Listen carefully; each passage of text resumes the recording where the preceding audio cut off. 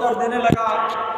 और जितने भी ब्राह्मण पंडित वहाँ पर जो वेद शास्त्रों के ज्ञाता थे, जो गंगा जमुना को मानने वाले और हृदय से प्रश्न करते, हृदय जो है उनके प्रश्नों का उत्तर दे देते। जब सारे प्रश्नों का उत्तर हृदय ने दे दिया, उस समय तो वो उसको मारने के लिए तैयार थे, लेकिन जब सारे प्रश्नों का उत्तर हृदय ने दे दिया तो सारे लोग सिर झुका करके और धीरे से वहाँ से खिसक लिए। तकी मियाँ मजिस्ट्रेट गोस्वामी जी के कुटी का पता पूछ करके जब कचहरी से वापस आए तो तकी मियाँ मजिस्ट्रेट गोस्वामी जी के पास पहुँचे। गोस्वामी जी ने उनको सारा भेद, अंदर का गूढ़ ज्ञान विज्ञान रहस्य बतलाया और तकी मियाँ मजिस्ट्रेट गोस्वामी जी के बतलाए रास्ते के अनुसार साधना करने लगे, सुमिरन ध्यान भजन करने लगे। उनकी सूरत जो है कि चढ़ गई। गोस्वामी जी के देखिए दो और शिष्य, करिया और सैनी, दो औरतें थीं जो गोस्वामी जी के पास जाती थी तो उनके बड़े पति बड़े विरोध करते थे। एक का नाम था कालू। कालू अपने औरत को बड़ा धमकाता था कि तू साधु महात्माओं के पास क्यों जाती हो, साधु महात्मा ऐसे होते, साधु महात्मा वैसे होते। कालू बड़ा धमकाता था, लेकिन जब उनको अंदर में जब घनघोर आवाज़ और जो भी गोस्वामी जी ने बतलाया वो सब कुछ उनको दर्शन दीदार होने लगा, तब बाहर के रिश्ते नाते को वो लोग झूठा मानने लगी और छिप करके अपने घर परिवार वालों से जा कर के गोस्वामी जी महाराज का दर्शन करती, सत्संग सुनती। और तकी मियाँ मजिस्ट्रेट का भी नियम बन गया कि जब रोज़ रोज़ कचहरी से वापस आते तो सीधे गोस्वामी जी के कुटिया के पास पहुंच जाते। लोगों ने बहुत ही भ्रामक प्रचार किया कि गोस्वामी जी के कुटी का रास्ता बताने वाले को 100 गाय मारने की हत्या का पाप लगेगा। महात्माओं का विरोध हर वक्त हर समय हुआ। भगत जगत में बह रहे चारों जुग प्रमाण। ये देखिए पलटू साहब अयोध्या में जो किराने की दुकान थी, जात के बनिया थे, इनका भी बड़ा विरोध हुआ। फिर देखिए ये मोहम्मद साहब जो हकीकत को बताए, मक्का से खदेड़ते खदेड़ते लोग 83 किलोमीटर लगभग मदीना है, मारते मारते उनको मदीना पहुंचा दिया। संत रैदास का भी बड़ा विरोध हुआ। ये कबीर साहब का भी बहुत विरोध हुआ, लेकिन संत और महात्मा सच्चाई का इजहार करते। महात्मा ही जीवात्मा के सच्चे साथी होते। जीवात्मा को निज घर ले जाने के लिए ही महात्मा इस धराधाम पर मनुष्य शरीर धारण करके अवतरित होते।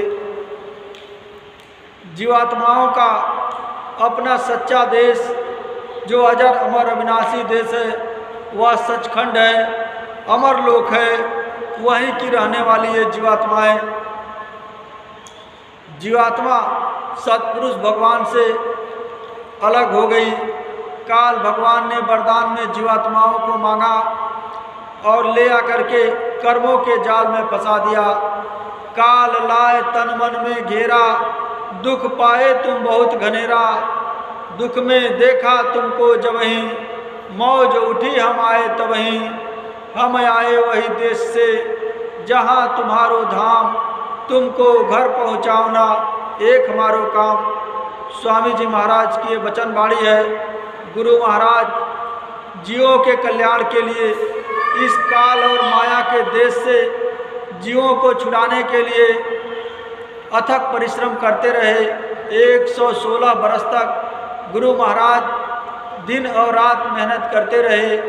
0 डिग्री टेम्परेचर पर भी गुरु महाराज सत्संग सुनाए और कड़कते धूप में गर्मी में गुरु महाराज जीवों के कल्याण के लिए सत्संग दिए। महात्मा सबकी भलाई के लिए इस धराधाम पर पधारते। वृक्ष कबहु नहीं फल बके, नदी न संचय नीर, परमारथ के कारणे साधुन धरा शरीर। साधु और महात्मा इस धराधाम पर एक कीले का काम करते। जैसे चक्की चलती है, बीच में एक कीला होता, जो अनाज कीले के पास आ जाता वह पीसने से बच जाता। संत और महात्मा कीले का काम करते। गिरी बदरिया पाप की बरस देते अंगार, संत न होते या धरा पर जल जाता संसार। इस धराधाम पर जो भी कर्म हो रहे, ये देखिए मनुष्य ऐसा कर्म कर रहा, फिर आगे मानव तन मिलना बड़ा मुश्किल है। 84 के जोनियों में यदि भेज दिया जाएगा तो भैंस के जोनी में यदि भेज दिया, प्यास लगी है, पानी अपने आप पी नहीं सकती, क्योंकि खूंटे में उसके मालिक ने उसको बांध दिया। कुत्तों को देखिए, कुत्ते आपस में झगड़कर काट लेते और उनका जो है कि कहीं टांग सड़ जाता या कान के पास सड़ जाता तो कुत्ते इधर उधर जो है कि भागते रहते, कितना कष्ट होता। कोई सांड या भैंसा किसी के खेत में चरने लगा तो लोग भाले से बर्छी से मार देते, उनको भी घाव हो जाता और कितना कष्ट जो है कि उठाते। कोई पैर ही मार करके कुत्तों का तोड़ दे या किसी जानवर का तोड़ दे तो बड़ा कष्ट होता। 84 के जेल खाने में डाल करके कर्मों का भुगतान कराया जाता। मनुष्य शरीर, यह चेतन मानव तन मनुष्य मंदिर आपको मिला हुआ, जिसको पाने के लिए देवी और देवता भी तरसते रहते। रामचरितमानस में गोस्वामी जी ने लिखा है कि बड़े भाग्य मानुष तन पावा, सुर दुर्लभ सदग्रंथ निगावा। देवी और देवता भी तरसते रहते, क्योंकि देवी और देवताओं के लोक में जो 17 तत्वों का लिंग शरीर होता, उसमें साधना नहीं है, उसमें वो भजन नहीं कर सकते। और 5 तत्वों का जो ये मोटा खोल आपको दिया गया, छित जल पावक गगन समीरा, पंच तत्व रचित शरीरा, इसी को साधना का धाम बताया गया, मोक्ष का द्वारा बतलाया गया। साधन धाम मोक्ष कर द्वारा, पाय न जय पर लोक समारा, सोई परत्र दुख पावही, सिर धुन धुन पछताए, काल ही कर्म ही ईश्वर ही, मिथ्या दोष लगाए। माँ के गर्भ में सबने वादा किया कि अब प्रभु कृपा कर हुए भांति, सब तज भजन करब दिन राति। सब कुछ छोड़ करके हम और आप वादा किए भजन करने का, यहाँ पर आकर के समय को गफलत में गुजार रहे। हमारा जो हमको श्वास की पूंजी मिली हुई, ये गिनती की मिली हुई है। श्वास दुधारा नित नित जारी, एक दिन खाली चाम, जिस दिन धौंकनी बंद हो जाएगी उस दिन इस शरीर का कोई मतलब नहीं रह जाएगा। इस शरीर को देखते देखते लोग ले जा कर के चिता पर रख करके जला देंगे। मुसलमान भाई जमीन के अंदर गाड़ देंगे, रिश्ता नाता ख़त्म। इस शरीर से हमने जिनको अपना बनाने की कोशिश किया, जब ये शरीर ही अपना नहीं है तो ये रिश्ते नाते, ये जगत के सारे झूठे हैं। मन फूला फूला फिरे जगत में, कैसा नाता रे। जब शरीर से जीवात्मा को निकाल दिया जाता, 4 गजी चर गजी मंगाकर चढ़े काठ की घोड़ी, चारों ओर से जोर लकड़िया, फूक दिहलन जस होरी, भज मन नामो मिर बड़ी थोरी। अब श्वास की पूंजी गिनती की बची हुई, इस श्वास की पूंजी को भजन में लगाइए। भजन ही सार है। यहाँ का रुपया पैसा करेंसी डॉलर ये आपके साथ नहीं जा सकता। वहाँ जो है आपके भजन का कर्म देखा जाएगा, भजन का खाता चेक किया जाएगा, और जीवन भर जो भी आपने कर्म किया, ये कुदरती कैमरा इसी मनुष्य शरीर के अंदर फिट है।